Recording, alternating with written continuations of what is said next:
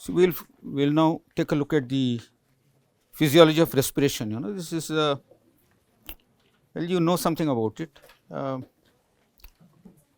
something like what? Well, every cell needs oxygen, okay, and not only that, we also need to get rid of carbon dioxide, and the oxygen must flow. So, the oxygen has to flow, and oxygen always flows, okay, from higher partial pressure to lower partial pressure. Now, before I go ahead any further, I would ask you to do something today. Number one, please read once again about surface tension, water surface tension. Hello, you know about it, I know about it, but just make sure. Second thing what I want you to do today is read about partial pressure and read about how the gases diffuse, okay, in one medium or across from one medium to another medium, what drives the, okay. So, read about it in today. So, if you read about it, that will make my life a little easy, and it will work out good for you also. So, please remember these points. What did I tell you to read about? What? Water surface tension and partial pressure. Partial pressure and how the gases diffuse. How would the oxygen diffuse in what direction? What is it that permits drives the, okay. So, we have an elaborate respiratory system. The aim of the respiratory system is, of course, to make sure that we get the oxygen, and then we increase the surface area, okay, in the form of what you have alveoli, and the huge surface area we provide for the gaseous exchange to happen. So, that we have an elaborate respiratory system, we take in air, from there we take in oxygen in our system which is transferred into the blood, and then then once it gets into the blood, then the issues are different. Then the blood flows, then the cardiovascular system comes into play, it takes the oxygen everywhere to the different tissues, okay, and then we see as to how the oxygen is transferred from the blood to the how does it travel to the different cells. Look, ultimate target is mitochondria. Every cell is mitochondria, okay, that is the ultimate target, okay. How do you that tiny organelle in your cell which is always crying for oxygen is mitochondria, okay. So, you need to provide mitochondria there, and I am sorry, oxygen to the mitochondria, and then what we try to do is, we will try to look at how do we control ventilation. Ventilation, take in air, take out air, ventilation, okay. How do you ventilate, and how the ventilation is controlled by the brain. The brain plays a key role in controlling ventilation. We'll talk a little about the ventilation of the brain, and of course, we'll talk about the hemoglobin and its role in the transport of oxygen, and of course, we'll talk about how just as taking oxygen to the remote cells, okay, is very important, equally important to get rid of the carbon dioxide in the opposite direction. And so, let's see what this is, okay. So, I am sure this is a very familiar diagram. We are looking at the passage which starts at the level of the nose, then the pharynx, and the level of the glottis, and through the sound box, then you have the trachea, and from the trachea branch into two bronchi, and the branch, okay. You need ultimately reach alveoli, something like you have 300 million alveoli, okay. Surface area almost as big as as big as a tennis field, and then so you have the trachea, the bronchi, and you ultimately go to this, and then you also find that where are the lungs? They are in our what cavity? Thoracic cavity, very good. Thoracic cavity, it's an airtight cavity, okay, that's very important. And on the lower side, of course, you can identify the diaphragm there, okay, which separates the thoracic cavity from the abdomen, and then we'll find that this is a very interesting picture, you will appreciate. You take a section right across the chest, okay. The sternum, okay, which is this part, sternum is right at the bottom. At the top, can you see the single vertebra there? Hello, in the vertebra, can you see that opening where the spinal cord will pass through? Okay, and then you will have the right lung and the left lung, and then of course you will have the pulmonary trunk, the blue one here, which will carry the which is of course the artery, which is carrying the deoxygenated blood to the lungs, and the oxygenated blood is coming by the vein, by these red vessels, and then these are the two the bronchi, and which will branch, and this gives us an idea as to how actually they are very close. What is very close? The heart and the lungs are very close, and the vessels are very large and they are very elastic. We will talk about it a little longer. Now, we see so you have trachea, okay, and then the trachea branch, first you get bronchi going to the left and right, okay, and then each bronchus divides and then divides and then divides. Every time it divides, we will call it as a generation. So, first generation, second generation, third generation. It has been found that the human respiratory system, it divides as to how many times, how many generations there. Can you read on the on that column? What is, how many times does it divide? 23 times. So, 23 generations are there. By then you can imagine what is huge number of, okay, huge number of the tiny bronchioles, okay, which will go and finally terminate in an alveolus, okay, single alveolus, and the diameter of alveolus about 150 microns, very small, okay.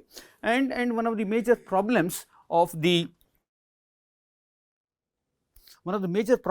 respiratory, the entire respiratory system of ours is that it should not collapse.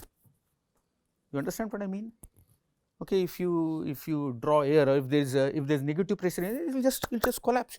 You don't want to, and then if you don't want to collapse, you want to make sure it doesn't collapse, then you have to fortify it. Okay, but if you fortify too much, okay, then that fortification will come in the way of the gaseous exchange. Okay, so you have to strike a balance. So on one hand, so as you go from the trachea to bronchi, and then bronchi first generation, second generation, third generation, and as the tubes become narrower and narrower, okay, you need to cover them with the cartilages. Cartilaginous supporting system, which will make sure, but finally when you go to the alveolus, there you don't have any cartilaginous system, and the only thing that will keep it expanded is the air in it, we'll talk about it. Okay, so what we'll do is we'll start from the level of nose and we'll go all the way, just take a look at the different types of cells that you will encounter. Different epithelial cells, the air is coming in contact with the cells. Does it really? No, it doesn't. It doesn't. Why? Because you don't want the cells to dry. Okay, so the entire lining of your system is covered with a mucus. Are you with me? It has to be covered. Okay, please remember, every cell has to have an environment, and that environment has to be a watery fluid, which is a secretion from some of the cells. Okay, you can't allow the cell to dry. Okay, so because you don't want to allow the cell to dry, therefore in the entire system you have, can you see this brown cell there, and then there are a series of brown cells, and what do you call them as? Call them as goblet cells. Goblet cells are, you see in your elementary canal, there are millions of goblet cells. In our nasal passage, there are millions of goblet cells, and they essentially secrete a mucopolysaccharide like substance. It's a combination of several substances which are continuously coming, and which will keep the entire system continuously wet. And then there are, can you see those tiny yellow cells? These are the basal cells. These are the stem cells. Okay, because you know why? Because the cells in this, it is of course they are covered by mucus, but the air is continuously flowing, which often will bring a lot of material from outside. Okay, we inhale not only air, but we often inhale polluted air or whatever, dust, particles, pollens, and number of things. They could damage the cells. So there is a continuous turnover of cells, and therefore the nature has provided us with what stem cells. What do you call the stem cells as? Basal cells. Are you with me? So we have basal cells, and basal cells keep on replacing. The old cells will die, the new cells will come. Okay. Then there are ciliated cells. They are very interesting. You can see they are cilia. Now the ciliated cells are very interesting because they keep on beating. That's a function of cilia. Okay. And when they beat, what they really do is they drive the mucus. So you have a cell. The cell has cilia. Okay. And so let's say you go into your nose, deep inside the nose, okay, and then you are breathing, and along with the waft of air that you take in, there is a dust particle. That dust particle is caught somewhere in your nasal passage, and it is caught fortunately on the mucous system, but you want to get rid of it. How do you get rid of it? Because then there are the ciliary cells, the cilia come into play, and they keep on beating. Okay, that is their normal function. In what direction do they keep on beating? This is interesting. They keep on beating in the direction of the pharynx. In what direction? Pharynx. Why in the direction of pharynx? Because the mucus in which the dust particle is trapped will go towards the pharynx, and once in the pharynx it will get swallowed into the esophagus. Now you see our respiratory system can't tolerate even the tiny foreign particle, but our elementary can handle a lot of it because we after all eat so much food. Okay, so it can handle, but our respiratory system cannot. But now imagine a system in which you are breathing, and there is an air particle, dust particle that got through all your nose, and then it got in the trachea, and then it got stuck in the bronchi. Do you appreciate the problem? then how do you deal with it? No, you are also right, but I will come to that later. The answer to that question is again cilia, but these cilia are beating in opposite direction. Hello. Look at the direction. I mean, what are you doing is you have to appreciate the beauty of the nature. A single ciliated cell which is located anywhere in the passage of your respiratory system, right from your lungs to the pharynx, is beating downwards so that the mucus will go along with the dust particle in your esophagus. But the ciliary cell which is there in the bronchi, which will beat in opposite direction, so that it will again go to the pharynx and then into your esophagus. You can always ask a question, how does ciliary cell which is sitting in the nose beats the cilia in downward direction, and that in the trachea beat in the opposite direction? Hello. I do not know the answer. Okay, I just want you to appreciate how amazing that. Okay, then there are certain cells which are called as Clara cells. They detoxify the substance that we, and there are certain neuroendocrine cells which are sensitive to carbon dioxide, air pressure, and H ions, O2, etc. So we have a sensory system, and we will talk about it a little later. Okay. So this is just to show you, this is the section right through your neck. You can see the trachea, and that's the esophagus there. Hello, that's the esophagus, and as you go deeper and deeper, you can see as you go into the bronchi. Of course, initially there is a thick layer of smooth muscles in your trachea. Okay, so there is cartilage and thick and smooth muscles. As you go, the smooth muscle they are there. Can you see the smooth muscles there? Okay, they are there, and in the case of asthma, okay, or in the case of allergic reactions, those smooth muscles they contract a bit too much. And with the contact a bit too much, then the nasal passage is obstructed. Are you with me? Okay, and in the nasal passage, if the mucus is sitting there, okay, then really obstructs your passage of air, and then you have got the typical wheezing sound. Have we all experienced it sometime? The wheezing sound that happens, okay, that sometimes comes in, it's very uncomfortable. Okay, so here is an example of a healthy system, and here is the system where, as a result of the inflammation, I'm sorry, the passage is occluded, and then another interesting thing that happens is, as a result of allergic reaction, we talked about those mucus cells, goblet cells. Okay, the goblet cells are stimulated and they hypersecrete. Okay, so you have a lot of secretion which you can't deal with, you want to get rid of it, okay, expectoration, but that doesn't really happen, and then it settles, and these smooth muscles, get this point and don't forget, these smooth muscles have adrenergic receptors of beta 2 type, smooth muscles, all along, smooth muscles, okay, which line your respiratory system, okay, and they are under the control of the autonomous nervous system. Okay. So they can be controlled by the postganglionic fibers of the sympathetic nervous system, which will release norepinephrine. Norepinephrine will act on the plasma membrane of the smooth muscles, and these smooth muscles plasma membrane are equipped with a receptor. What kind of receptor? Beta 2, and under the influence of norepinephrine they relax. They what? They relax. What do? Exactly opposite to what happens in heart. Okay, they relax. Okay, and if you give stimulation of the parasympathetic nervous system, will constrict them, and the action of parasympathetic nervous system is via muscarinic receptors. Are you with me? So is there innervation of the sympathetic? Yeah, acts how? Via beta 2 receptors. What is the response of the smooth muscles? Dilation, relaxation. So if a patient with a severe asthmatic attack is brought to you, what would be your prescription? Give a beta blocker or beta? He is not a heart patient. Okay. Okay. Yeah. Beta. Yeah. Agonist. Say that loudly. Beta agonist, or simply give an injection of epinephrine. Okay. It's a fire brigade like response, not a great idea, but it gives you instant relief.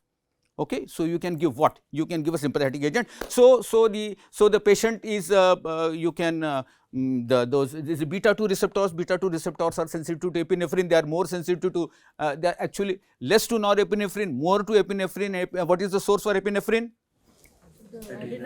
Very good, adrenal gland, that is the source, and so that is the and the response will of course be generated via the beta 2 receptors. So finally, when you go bronchi, and we said after how many 23 generations you finally have the final bronchioles, and this is a simple histological picture. Can you see those tiny holes, tiny holes? What are they? Each is an alveolus. Each is what? Alveolus, its pocket, and the terminal bronchiole will go and terminate there. Okay, I told you just now what is the diameter of this. If this is an alveolus, what is the diameter across? About 150 microns, 150 to 200 microns. Say that loudly. Microns. How much? 150 to 200 to 200 microns is the and if you take the whole view of it, you can see the bronchi, bronchiole, and then you can see the bunch of alveoli. Now, what is really interesting about it is, you see there is single alveolus, there is another alveolus, and you know something, there is a duct between the two, so that if air gets into one alveolus, but it does not get into alveolus via the bronchiole, then the air from one alveolus can go to the adjoining or the alveolus in the neighborhood. Okay, so let us see what we have here. We have the bronchiole, and going along with that, I am sure you can see the branch of the artery, which is bringing the deoxygenated blood, and the deoxygenate will flow right on the periphery of each alveolus, and then it will get oxygenated, and the oxygenated blood will be taken back to the heart. So each alveolus, okay, will have several amount of capillaries there. Okay, and the blood will come, deoxygenated, will flow through the capillary. We already know that the length of a capillary is maybe half mm or at the most 1 mm. It will flow through it, get oxygenated. Okay, it will join together and finally it will go. The second thing is, what is so conspicuous about here is can you see those yellow lines which author has drawn for our convenience? Those yellow lines. These are actually a form of connective tissue which is providing elastic fibers. Is it intracellular? It is extracellular. It is extracellular matrix which is very unique to lungs. What form of, what do you call them as? You can see them here around each, around. So in this image, there you see the author has focused on the elastic fibers. Of capillaries are there. The capillaries, the red ones there are the capillaries.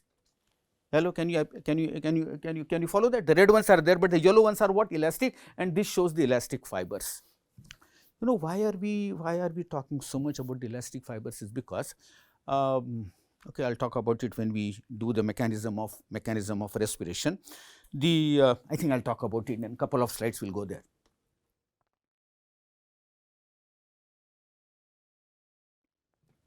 Now we are looking in a single alveolus. Okay, you want the cells which are lining lining a single or every alveolus. Squamous epithelium, squamous is flat. Okay, so can you see those tile like cells there? Okay, hexagonal, pentagonal, whatever. Okay, they are extremely flat cells. The distance across maybe 6, 7, 8, 9 microns.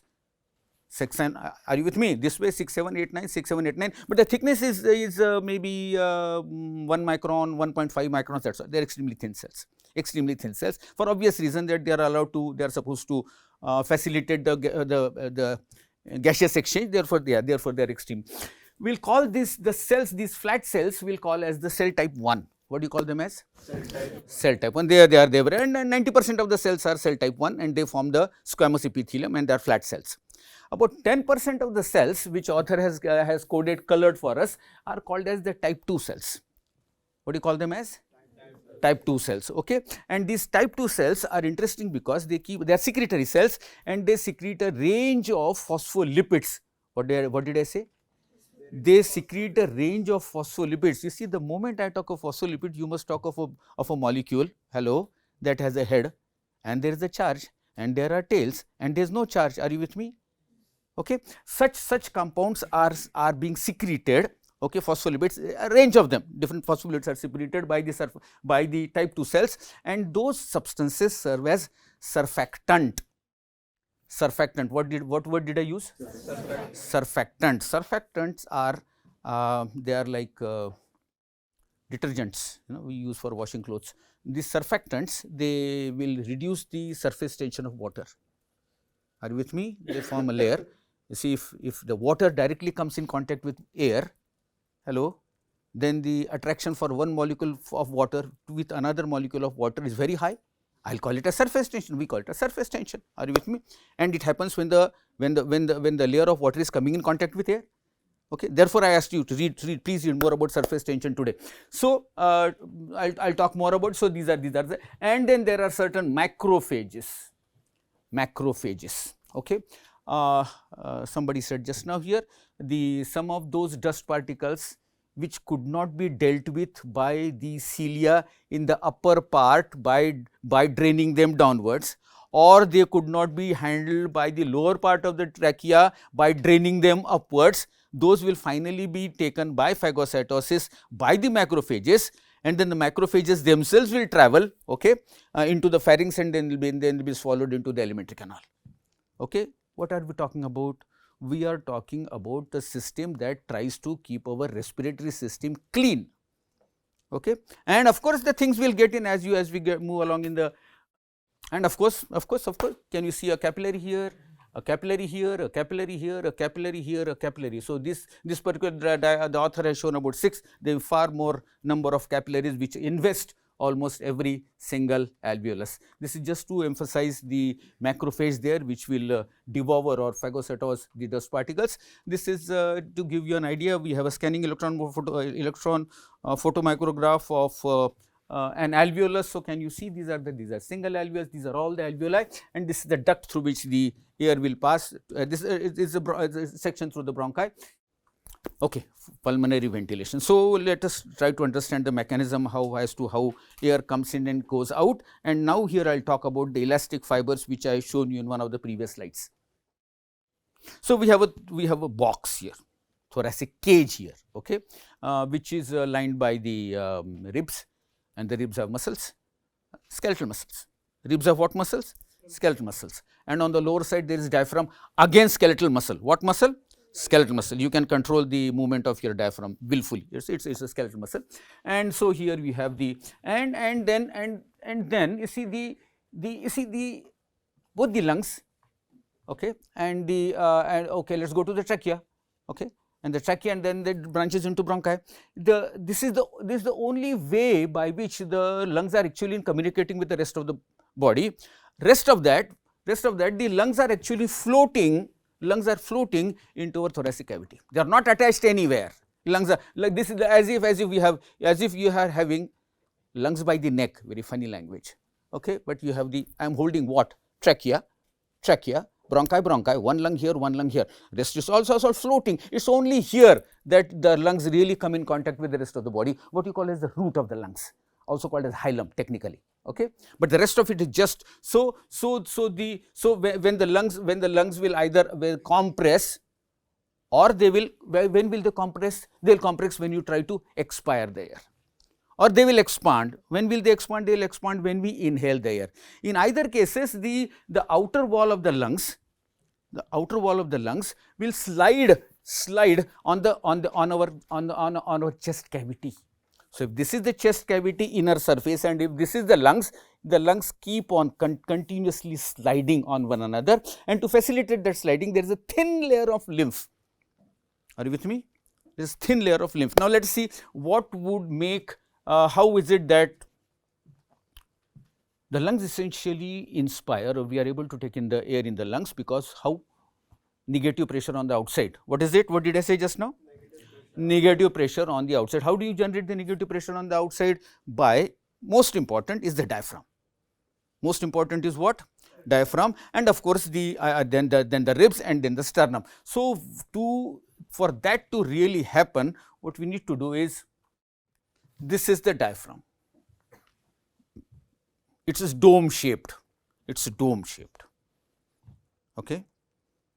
when you inspire, or you inspire because this dome shaped diaphragm flattens, and when it flattens, okay, it increases the volume of the thoracic cavity.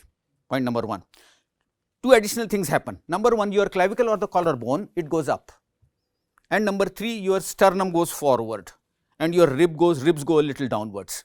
All that adds to the increase in the volume of your thoracic cavity. As a result of that, the lungs expand, but for the lungs to expand, there is absolutely no other way but to take in the air, and there is only one passage. That passage is through your nose, of course through the mouth, but let us forget it. So through your nose you can take in the, so as the volume of the thoracic cavity expands, you can see, so the sternum goes forward, the clavicle goes upward, and the diaphragm, which is like a dome, it becomes flat, and then you take in the air, take the air in your lungs, and the amount of, who tells the diaphragm to contract? Relaxed diaphragm is like a dome. Are you with me? When it contracts, it becomes what? Flat. It becomes what? Flat. What does it result in? Increase in the volume of the thoracic cavity, right? Why does it happen? Because diaphragm has to be told. It is not like heart. It has to be told. Told by whom? Brain. How does the brain tell the diaphragm that you keep on doing the respiratory movement? It is told by, I will take you to the neck. Hello? The neck. In the neck you have cervical vertebrae. I will draw your attention to, there are, how many cervical vertebrae are there in your neck? 7. How many are there? 7. Loudly, how many are there? 7. Very good. I will draw your attention to the spinal nerves which come at the level of C3, C4, C5. Are you with me? The spinal nerves which will come out of your neck vertebra, at what level? C3, C4, C5. These nerves, they get together and they will go down through your neck, they will go down through your neck, and they will supply, or they will innervate the diaphragm. These nerves which are on the right and on the left will called as phrenic nerve. What do you call them as? Phrenic nerve. Very good. What do you call them as? Phrenic nerve. Okay. And these phrenic nerves keep on discharging rhythmically. It is only when the phrenic nerves discharges, okay, that our diaphragm, which is like this, becomes like this, increases the volume, and then we take in air. So inspiration is happening. Why? Because if you take a knife, okay, if you take a knife,